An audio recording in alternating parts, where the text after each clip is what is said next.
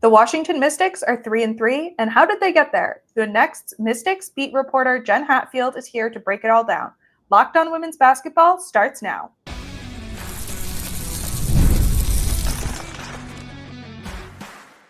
You are Locked On Women's Basketball, your daily podcast on women's basketball. Part of the Locked On Podcast Network, your team every day. Hello and happy Friday. Thanks for making Locked On Women's Basketball your first listen every day. Part of the Locked On Podcast Network, your team every day. I'm Natalie Heavren, and I'm a features writer and the Atlantic 10 beat reporter for The Next.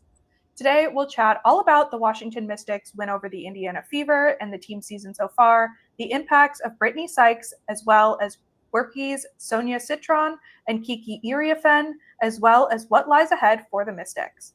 Joining me today is The Next's managing editor and Washington Mystics beat reporter, Jenn Hatfield. So, on Wednesday night, the Mystics defeated the Indiana Fever 83-77. What went into that win for the team to bring them back to 500 on the season? Yeah, so thanks for having me back to the podcast. Always happy to talk Mystics with you. But Wednesday's win, the thing that really leaps off the stat sheet is the Mystics turnovers. They had just 17 on Wednesday, whereas they had 29 in a loss at Phoenix on Sunday. So that was a huge difference maker. Directly resulted in fewer points for the Fever, gave the Mystics more chances to get shots. All good things. There are lots of reasons why you want to cut down on your turnovers, and they were able to do that. They got balanced scoring in both their front court and their back court, which was really important because the narrative going in was basically that the Fever would try to pound it into Aaliyah Boston and Natasha Howard and kind of take advantage of their front court strength there without Caitlin Clark available for them. And the Mystics managed to kind of hold off that front court, not give them too many shots, generally keep everybody on the Fever in check, except for DeWanna Bonner, who had 21 points. But really just an all-around strong effort defensively, very connected, just a solid all-around win for the Mystics. Yeah, and you talk about the front court. This was Aaliyah Edwards' second game back from a back contusion and Shakira Austin's first game back from a concussion. How did the much healthier front court impact the game? Yeah, so Shakira Austin was dominant in the first half, putting up 13 points on 5 of 6 shooting. She finished with 13 points. Added some other contributions to the stat sheet in the second half. But she was really important to get back and not just get back, but get her back to something approximating her dominant self that we've seen in previous years. She'd played in a few games before her concussion, but didn't really look like herself. Had some issues with technical fouls, did not pick up another one on Wednesday. So she kind of seemed to settle back in a little bit. Tyler Byram of Monumental Sports Network wrote about how she kind of used the concussion as a chance for her to kind of reset and make sure she was feeling good mentally, because she couldn't distract herself by watching a bunch of movies or anything involving a screen. So she kind of used that as a reset to get her back to where she needed to be, back to an equilibrium. So that was really good to see. And then Aaliyah Edwards, had 6 points and 7 rebounds in her first game back, was a little bit more muted scoring wise on Wednesday, but was really important down the stretch, paired really well with Kiki Iriafen, who had another great game for her, which is becoming routine. And, more broadly speaking, the front court depth really allowed the Mystics to just rotate in whoever they thought had an advantage. They didn't have to stick with a matchup that wasn't working for them. They could rotate in and out. They could use depth, fresh legs, and that really helped, I think, keep Aaliyah Boston and Natasha Howard in check for Indiana. And then lastly, what were the vibes like post-game? I know the Mystics stopped a losing streak of, I think, 3 games. Yeah. They weren't like jumping around like they'd won a championship, but they were excited about the win. They knew it was a solid win. Postgame was light and jokey. We had Brittney Sykes, Shakira Austin, and head coach Sydney Johnson all together. Sydney Johnson always sits in the middle for these, and there was kind of some joking back and forth, some banter. The game was in Baltimore, so there was some banter between the Baltimore area native Sydney Johnson and the Maryland local Shakira Austin about whether Baltimore counts as the DMV, which is the greater DC area. So there were some giggles, some barbs. Just all around a nice, relaxed vibe, a very, they knew they played well in addition to getting the win, and I think you could see that. Yeah, and I think that DMV banter was definitely for a select group. So for our listeners who aren't aware, that is a big debate in that, Southern Maryland, Northern Virginia, DC area of whether Baltimore belongs in the DMV. Yes, Sidney Johnson was so upset by the suggestion that Baltimore is not part of the DMV that he asked if he could leave the press conference, which he hasn't done before. So if we're keeping count of that, that is one time this season Sidney Johnson has asked to leave a presser. Stay tuned to see if there are more. And then, the team had 29 points off the bench, if I counted correctly, was doing that math late Wednesday night. But how important was the bench, not only in this game, but then the season as a whole as well? Yeah, I think it's crucial in part because Sidney Johnson wants to play a fast tempo. And to do that, you're going to need fresh legs and be able to rotate people. You can't really, be pressuring the heck out of the ball defensively and trying to ram it down somebody's throat on offense with only like 6 players who are getting minutes. So you need depth for that. I also think it's important just given how young the Mystics are. This is the youngest team in the WNBA. It's also the youngest team in Mystics franchise history. And consistency is something that is really hard for every player, pretty much. Every player, I guess, not named Ariel Atkins, former Mystic Ariel Atkins, to develop. And so as the young players are trying to find that consistency, which can take, years for some players, it's just really hard. So if, a young player or really any player is not having a good day, Sidney Johnson has options to go to somebody else and see if they're having a good day and just rotate like that, like he needs to. And he wants to play a lot of people. This is a season of development for the Mystics, even though they are 3-3, which is probably better than a lot of people thought they would be at this point. And the best way to develop players is to play them and give them game film to watch, give them game minutes to learn things and try things. So I think it's important for a lot of reasons and not just for the immediate term. And then what have you learned about the team this season so far, now that we're about 2 weeks in? I think the biggest thing is just seeing how they are hanging in games right now. Like I said, that wasn't something that was necessarily expected across the board from them. This was widely expected to be a rebuilding season. The franchise has acknowledged this was a rebuilding year. Yet they're 3-3, and they could easily be 6-0. They could also easily be 0-6. All their games have been really close. And so they're just battling right now. There seems to be a good culture around the team. Sidney Johnson has talked about the joy that they all have coming to work and playing with each other and being around each other, and how important it is that they keep that for an entire 44-game season. So we're seeing it now, and that's a good sign as they continue to battle. And we'll just kind of see, there's a lot that they're still learning about themselves and each other. And I think it's going to be really fluid, but good signs so far. And then where have you seen them grow the most over the first 6 games of the season? Yeah, I think they're just developing better chemistry, tightening up defensively a little bit, just kind of figuring out what this group needs to be successful together. It's a pretty tough task after, you play your home opener and then you go to Connecticut. So that's a road trip. And then you go for 3 games out west, like to start your season. You're going to start off with that road trip. That's a tough ask.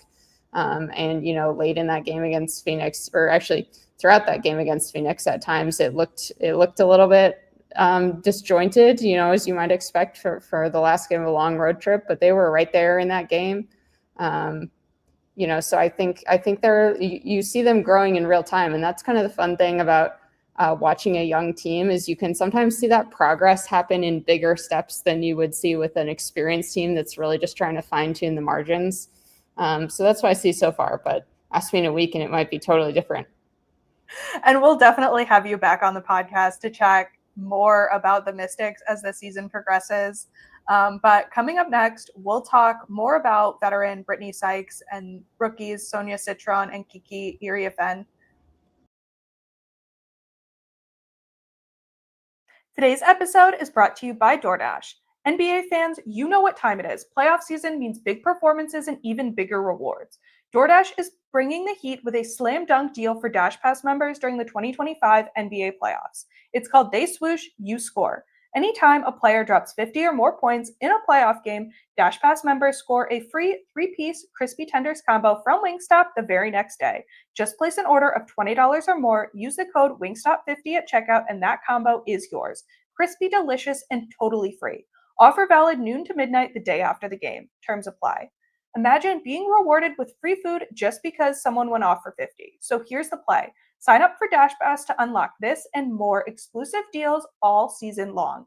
When any player scores 50 plus in a playoff game, Dash Pass members can grab a free 3-piece crispy tenders combo from Wingstop the next day with a $20 or more order and code Wingstop50. That's Dash Pass, your door to more savings, more flavor, and more ways to win. Terms apply.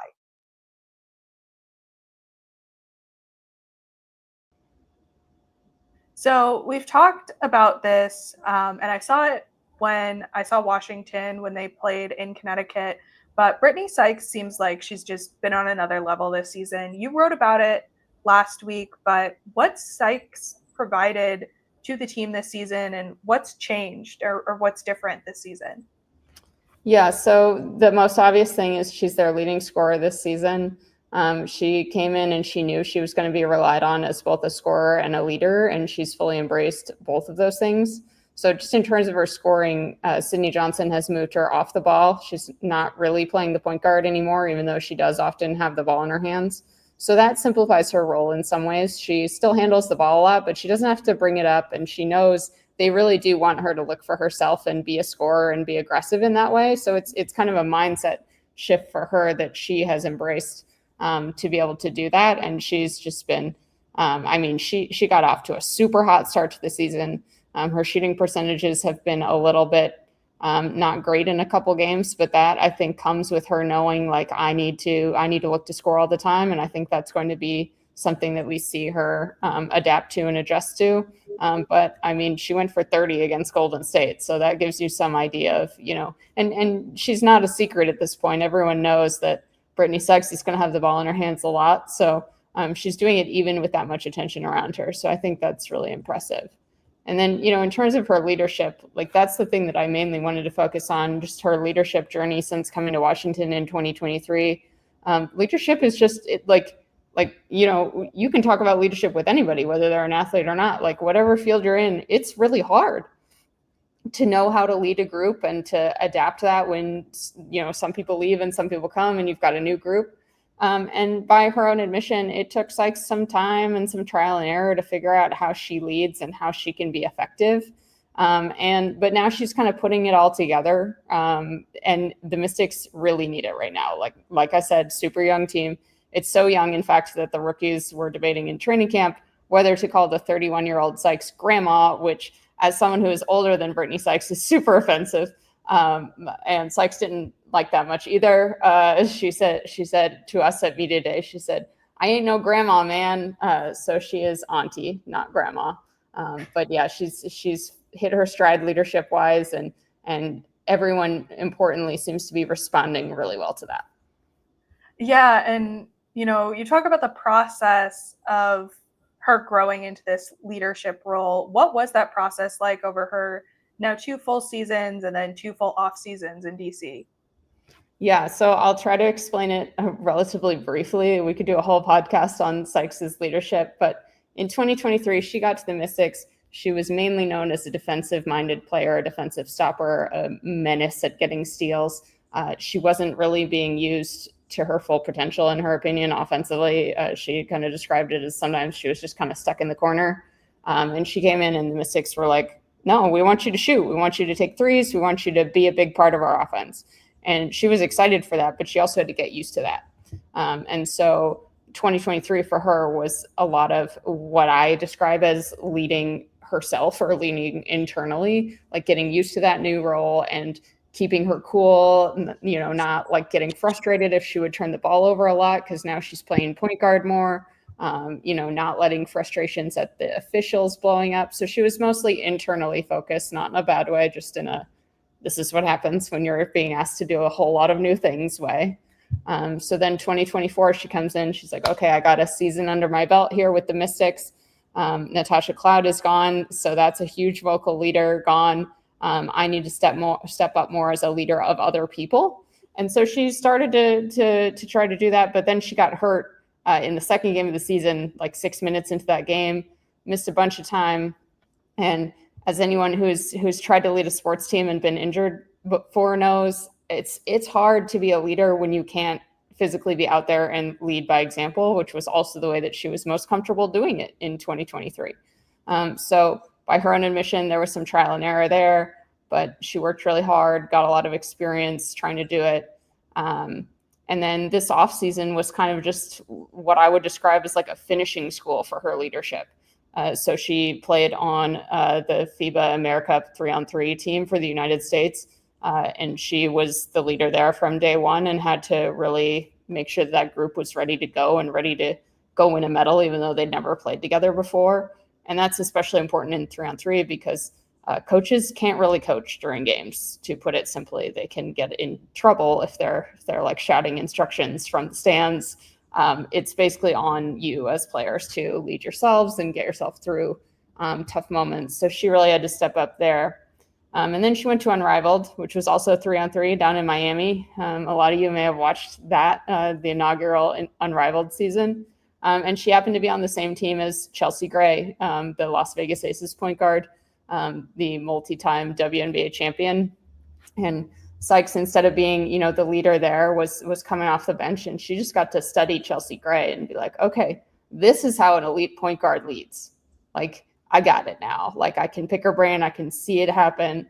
And so she took both of those experiences combined with her experiences from 2023 and 2024 and kind of have smashed them all together into this like great leadership ball of greatness this year. And so that's where we are. And kind of going back one step, who was that coach of the AmeriCup team that she was on, and how is that impacting her now? Yeah, it was a guy named Sydney Johnson. So that was Brittney Sykes' first experience playing for Sydney Johnson, and that was before she knew he got the Mystics job, or before he got it. So they got to know each other starting at a training camp in Phoenix in November. And he kind of, like, the way he told me about it, he kind of pegged her as a leader from the moment he saw her kind of walk into Phoenix, and the way she carried herself and the way she kind of poured into her teammates. So he had no hesitation kind of handing over the reins to her on day one once that team was picked and saying, you, Slim, are our leader. And so when he got hired as the Mystics head coach, she had that comfort, like, okay, I really like this guy. I like playing for him. And equally importantly, he trusts me. And he like gets me, and this is going to work. So I think that's really helped, everyone else come in and say, okay, like these two are like rock solid, and we can build around that. And then pivoting basically a total 180, we need to talk about the rookies. I know Georgia Amor is out with an ACL injury for the season, but we have to talk about Sonia Citron and Kiki Iriafen. What impact have they had, and how do they and the coaching staff still want them to grow this season? Yeah, I mean, they've been huge. It's hard to overstate how good they've been early and how important that's been. I mean, quite frankly, without them being as good as they are, the Mystics are probably 0-6 this year, to be honest. I mean, Brittney Sykes has been amazing, but they've been in close games, even with her being amazing. Like, she can't carry them all by herself. So Sonia Citron and Kiki Iriafen have been the second and third leading scorers. They've kind of given the Mystics their version of a big three this season, which is super important in a league where lots of teams have big threes, and you need to be able to kind of match firepower there. Citron is the Mystics' only true wing, so she was destined to be really important, but she slid into a starting role from day one.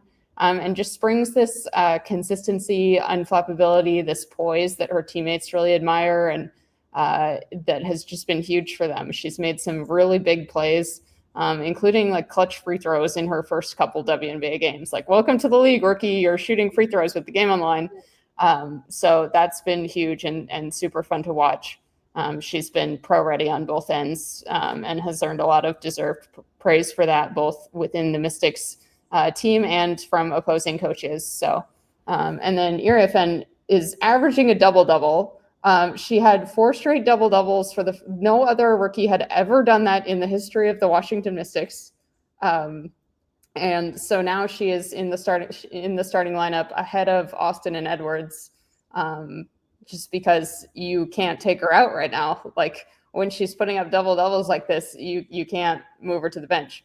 So she's been fantastic, and she's been going up against some of the best bigs in the WNBA, including Asia Wilson of the Las Vegas Aces, Brittney Griner of the Atlanta Dream. Like she's not going against nobodies, but she's really, really shown. So, these two have been super impressive. Again, it's hard to overstate how good they've been. But also they're just going to continue to get better. They're still super new to the WNBA. They're nowhere near their ceilings. They have what seems like very ready-made chemistry with each other, but they're going to learn a lot about their teammates and how to play with them over the course of the year. I'm curious to see kind of, every rookie kind of hits a rookie wall somewhere. And some rookies really struggle with it, and others it's kind of a temporary blip and they climb right over and keep going. And so I'll be curious to see, one, how quickly like kind of the rest of the league adjusts to them and maybe gets them into that wall a little bit, and then how quickly they get out of it and how the Mystics kind of respond to that. So I'll be curious to watch that, but they've been fantastic. Awesome. Well, coming up next, we'll chat about what's ahead for the Mystics, starting with the New York Liberty on Friday.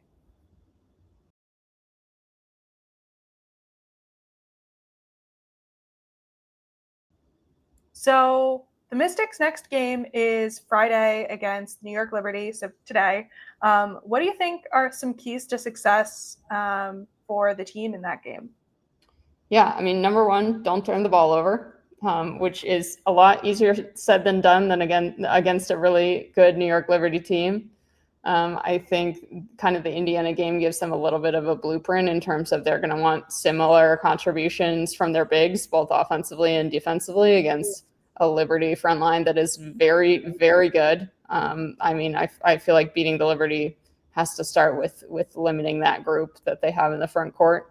And then I think the point of attack is going to be really important. Natasha Cloud, now playing for the Liberty, was one of the WNBA players of the week this week, along with Nafisa Collier. And she's been great to start the season. And so I'm curious to see whether starting point guard Shug Sutton and backup point guard Jade Melbourne can kind of contain her or slow her down or a little bit, or fluster her, or any of the above on both ends to kind of neutralize that matchup a little bit. And, when you slow down a point guard, usually you slow down the rest of the team. And so I'll be watching that matchup. And then, you wrote when you wrote about Aaliyah Edwards coming back. You also wrote that the Mystics were ahead of schedule. What does that mean? Yeah, so I wrote that when the Mystics were 2-3, now they're 3-3. And the point that I was making there was nobody expected them to be 2-3, or right now 3-3. The Indiana win really only adds to the point that I was trying to make, which is, coming into the season, people looked at the Mystics and the question was, can they stay competitive in games? Are they going to get blown out?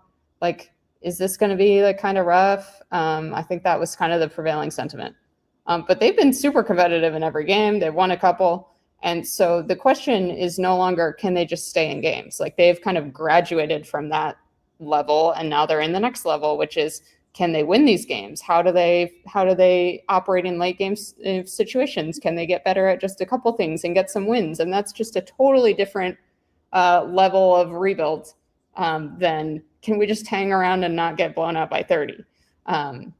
So I think that they're ahead of schedule in that respect. And, they might be like, well, we knew we were this good. Like, we didn't think we were going to get blown out by 30 in every game. And I'm sure they didn't, but that was kind of the external consensus. And so I think they've definitely exceeded expectations, even if with their own expectations, they're right on time. And then, what are you looking forward to learning about this team as the season continues to unfold? Because again, we're only 2 weeks into it. Yeah, it feels like we've been just, rocking along for like a month by now, but it's only been 2 weeks. It's time changes during the WNBA season, I feel. But, like I said before, I'm really just excited to see kind of the leaps and bounds of development that you get with a young team. And related to that, I'm curious to see, who makes those leaps and who kind of pushes their way into the Mystics' long-term vision for the future. They've got new ownership this year, new GM, new head coach. And so, you kind of come in knowing that everybody's spot in the future is undetermined. They need to see how this group does together, who's good at what this season. It's all very open and flexible. And so I'm excited to see, by September, say, do we have a better idea of like, these are the players that the Mystics really believe in and want to prioritize in free agency or want to prioritize building around if they're already under contract, and how that all sets them up for what will be a wild and unprecedented free agency period in 2026. Yeah, for sure. Getting back to this season, has there been anything or anyone that surprised you, or maybe a couple of people? Yeah, I think there have been a lot of, surprises starting off with the 3 wins. I did not expect them to beat Indiana necessarily. I didn't necessarily expect them to beat Atlanta on opening night. They not only hung with Las Vegas, they made it so Las Vegas had to steal that win in the final few minutes, which isn't something that I would have expected. And that's no knock on the Mystics. That's just all those teams that I just mentioned are really good. So I think those early results have been surprising. I think Shug Sutton starting at point guard has been a little bit surprising in a good way. That's great for her, the former last pick in the 2020 WNBA draft, and now a full-time starting point guard for the first time in her career. Like that's a great story. I think Kiki Iriafen, pushing herself to the front of the Mystics' very deep front court room is another really welcome surprise. I honestly didn't know how many minutes she would get early this season. She didn't start in the exhibition games, even though Aaliyah Edwards and Shakira Austin were both out. Emily Engsler started next to Steph Dolson there, and Iriafen came off the bench, but that went out the window in the regular season. And Sydney Johnson has said, I don't see a reason she needs to sit on the bench with me to start the game. I can just put her out there. So that's been a pleasant surprise. I could go on and on, but I think just this young team has been really impressive and like I said, outperformed expectations this season in a lot of ways. And then where can the people find you and your work if they want to catch up on your previous stories and read your future ones? Yeah, so you can find all my work at The Next Hoops, along with thenexthoops.com, along with all of our amazing other writers, photographers, editors, all those good folks. You can check out our Washington Mystics archives there, which includes all my work. And Rob Knox just wrote a story on the Mystics playing in Baltimore against the Fever, which you can go read there. You can find me on Blue Sky. If you're on video, you'll see my handle under my name. If you're on audio, it's at jennhatfield.bsky.social. That's Jenn Hatfield with 2 N's.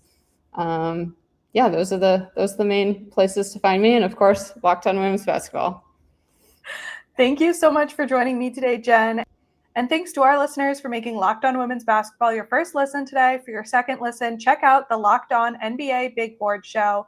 NBA draft expert Rafael Barlow reacts to every workout, interview, and rumor leading up to the NBA draft. Find Locked On NBA Big Board on YouTube or wherever you listen to podcasts.